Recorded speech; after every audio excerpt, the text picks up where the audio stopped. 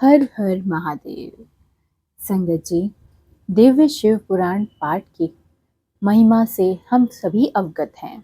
इस समय जो चरण चल रहे हैं वो अत्यंत ही गुप्त और सुनने में बड़े ही आकर्षक हैं। आप लोग उन्हें ध्यान से सुना कीजिए, क्योंकि हमें अपने ग्रंथों की पूर्ण जानकारी होना बहुत जरूरी है। और गुरुजी तो सदैव यही कहते थे कि शिव पुराण पढ़ा करो। इस वक्त बहुत ही ऐसी जानकारी इस पाठ में बताई जा रही है जिससे हम सभी अनभिज्ञ हैं। अब पाठ शुरू करती हूँ संगत जी। जो भी भूल चूक हो जाए आप लोग मुझे माफ कर दीजिएगा। जय गुरु जी, शुक्राना गुरु जी। सर्वेश्वर महाप्रभु महादेव जी से ऐसा कहकर मैं अत्यंत वेगशाली रथ के द्वारा दक्ष के घर जा पहुंचा।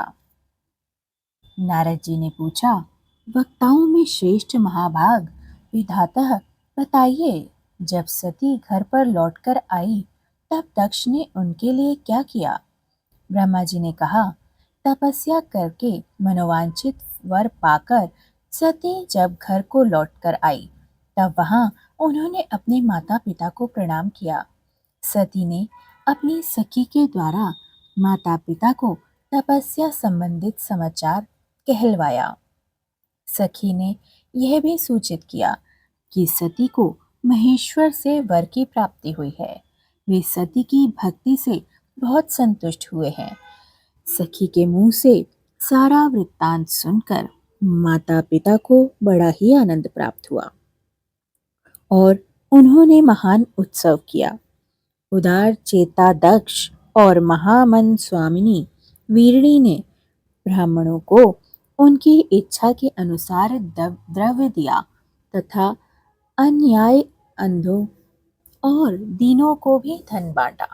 प्रसन्नता बढ़ाने वाली अपनी पुत्री को हृदय में लगाकर माता वीरणी ने उसका मस्तक चूमा और आनंद मग्न होकर उसकी बारंबार प्रशंसा की। तदंतर कुछ काल व्यतीत होने पर धर्मज्ञों में श्रेष्ठ दक्ष इस चिंता में पड़े कि मैं अपनी इस पुत्री का विवाह भगवान शंकर के साथ किस तरह करूं। महादेव जी प्रसन्न होकर आए थे, पर वे तो चले गए। अब मेरी पुत्री के लिए वे फिर कैसे और कहाँ आएंगे? यदि किसी को शीघ्र ही भगवान शिव के निकट भेजा जाए तो यह भी उचित नहीं जान पड़ता, क्योंकि यदि वे इस तरह अनुरोध करने पर भी मेरी पुत्री को ग्रहण न करें तो मेरी याचना निष्फल हो जाएगी। इस प्रकार की चिंता में पड़े हुए प्रजापति दक्ष के सामने मैं सरस्वती के साथ सहसा उपस्थित हुआ। मुझ पिता को आया देख दक्ष प्रमाण थे कि मैं किसी बात को लेकर ही उनके पास उपस्थित हुआ हूँ। दक्ष को प्रणाम करके विनीत भाव से खड़े हो गए। उन्होंने मुझ स्वयं भू को यथा योग्य आसन दिया। तदंतर दक्ष ने जब मेरे आने का कारण पूछा तब मैंने सब बातें बताकर उनसे कहा, प्रजापते, भगवान शंकर ने तुम्हारी पुत्री को प्राप्त करने के लिए निश्चय ही मुझे तुम्हारे पास भेजा है। इस विषय में जो श्रेष्ठ कृत्य हो उसका निश्चय करो। जैसे सती ने नाना प्रकार के भावों से तथा सात्विक व्रत के द्वारा भगवान शिव की आराधना की है, उसी तरह वे भी सती की आराधना करते हैं।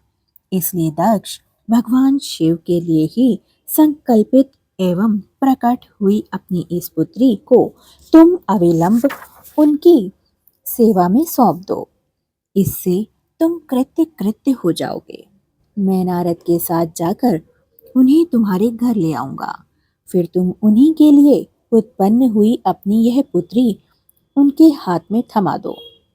ब्रह्मा जी कहते हैं, नारद, मेरी यह बात सुनकर मेरे पुत्र दक्ष को बड़ा ही हर्ष हुआ।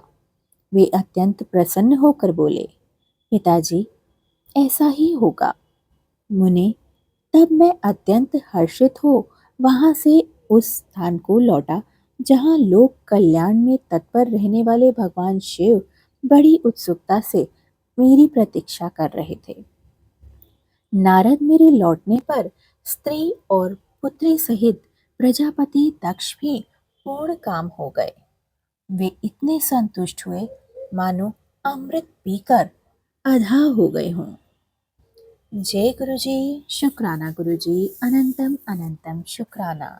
आज के इस पाठ का अनंतम अनंतम शुक्राना। गुरु जी, इस पाठ को पढ़ने वाले और श्रवण करने वाले सभी जन का कल्याण निश्चित ही हो। आपकी कृपा उनके घरों पर सदा बरसती रहे।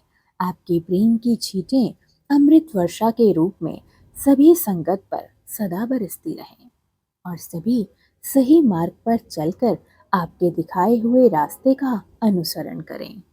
गुरु जी, सभी का कल्याण कीजिए, सर्वथा भला कीजिए, समस्त सृष्टि का कल्याण हो। जय गुरु जी। हर हर महादेव।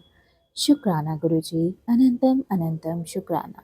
संगत जी, इस पाठ को ज़्यादा से ज़्यादा शेयर करें। चैनल को अगर आपने सब्सक्राइब नहीं किया है तो मेरी आपसे हाथ जोड़ के प्रार्थना है कि आप चैनल को सब्सक्राइब ज़रूर कर लें। जय गुरु जी। शुक्राना गुरु जी।